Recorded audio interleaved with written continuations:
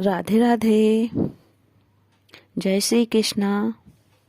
आज के वीडियो में आपको महाभारत के प्रमुख पात्रों में से भगवान वेद व्यास के बारे में बताने वाली हूँ कि भगवान वेद व्यास कौन थे, उनका परिचय, उनने कौन कौन से ग्रंथ लिखे। तो आप वीडियो के अंत तक बने रहें। भगवान वेद व्यास एक अलौकिक शक्ति संपन्न महापुरुष थे।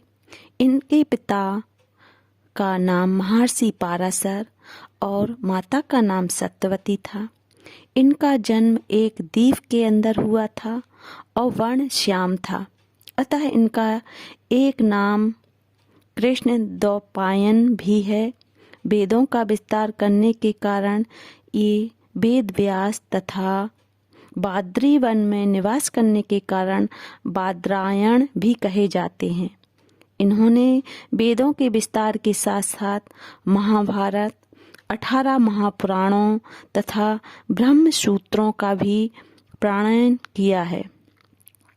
शास्त्रों की ऐसी मान्यता है कि भगवान ने स्वयं व्यास के रूप में अवतार लेकर वेदों का विस्तार किया है।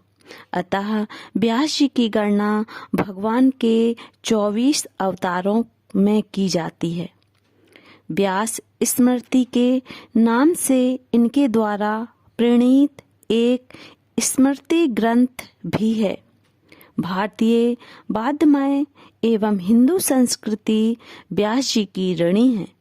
संसार में जब तक हिंदू जाति एवं भारतीय संस्कृति जीवित है, तब तक वेद व्यास जी का नाम अमर रहेगा।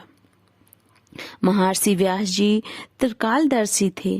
जब पांडव एक चक्रा नगरी में निवास कर रहे थे, तब व्यास जी उनसे मिलने आए।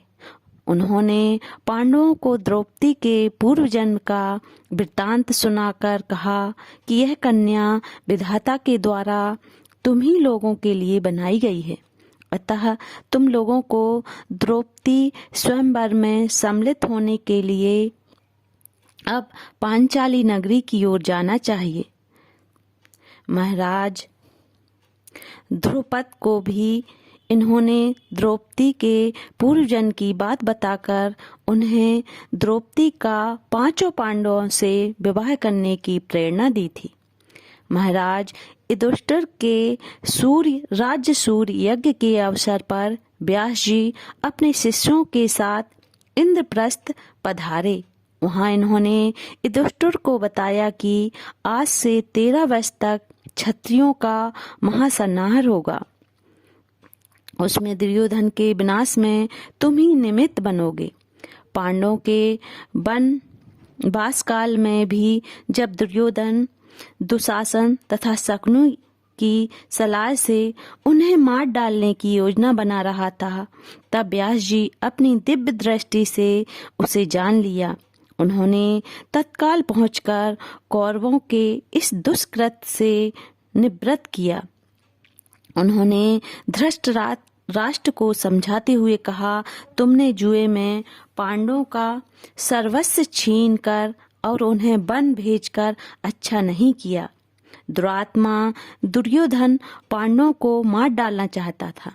तुम अपने लाडले बेटे को इस काम से रोको, अन्यथा इसे पांडवों के हाथ से मरने से कोई नहीं बचा पाएगा।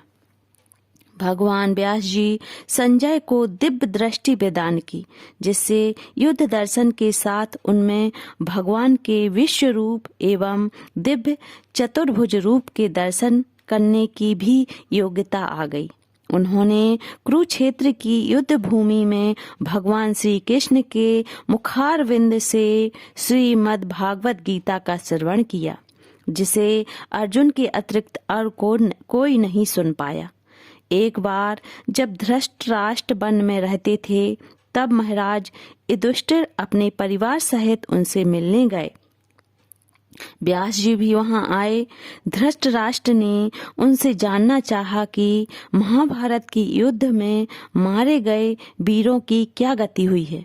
उन्होंने व्यास जी से एक बार अपने मरे हुए संबंधियों का दर्शन कराने की प्रार्थना की। धृतराष्ट्र के प्रार्थना करने पर व्यास जी ने अपनी अलौकिक शक्तियों के प्रभाव से गंगा जी में खड़े होकर युद्ध में मरे हुए वीरों का आवाहन किया और युधिष्ठिर, कुंती तथा धृतराष्ट्र के सभी संबंधियों का दर्शन कराया। वैश्य परायण के मुख से इस अद्भुत वृतांत को सुनकर राजा जन्मेजय के मन में भी अपने पिता महाराजा परीक्षित का दर्शन करने की लालसा पैदा हुई। व्यास जी वहां उपस्थित थे। उन्होंने महाराज परीक्षित को वहां बुला दिया। जन्मेजय यज्ञ स्नान के समय अपने पिता को भी स्नान कराया। तदनंतर महाराज परीक्षित वहां से चले गए। अलौकिक शक्तियों से संपन्न तथा महाभारत के रचयिता महर्षि व्यास के चरणों में सत्संग नमन। जय श्री कृष्ण। दोस्तों, वीडियो कैसा लगा कमेंट करके जरूर बताएं। हर हर महादेव।